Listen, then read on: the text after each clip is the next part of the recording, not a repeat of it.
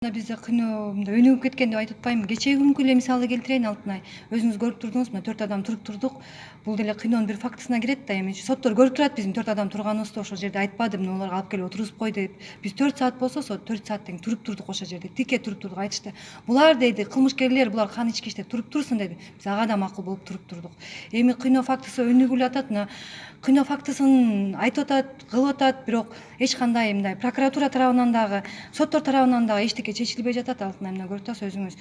Тем более азыр мына кыйноо фактысы боюнча иш козголгондон бери көп эле убакыт өттү, бирок эч кандай мен дагы эле күбө катары өтүп атам. Тиги оперлер деле күбө болуп өтүп атат. Оперлер иштеп званияларын көтөрүп атат, акча кылып берип атат сотторго.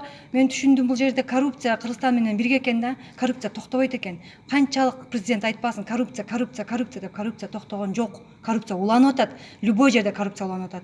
Дагы эле ошол Мендиевага келсем, өзү Оштуда мугалим болуп иштейт экен. Ошол коррупцияны билет ал. Кантип кимге акча беришин. Ал өзү коррупциянын башында турат. Себеби дегенде айттым го, жана үй алган, жөн эле барып алып туруп кок алаңда мындай кылган деп айтып бердим го жана ошо түз эфирде. Эми көп эле нерсени айта берсем сөз көбөйүп кетет.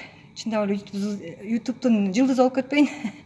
Анан тиги кыйноо фактысы көп биздин Кыргызстанда, бирок токтош керек кыйноо фактысы. Ушул менен токтош керек аялдарды кыйноо деген.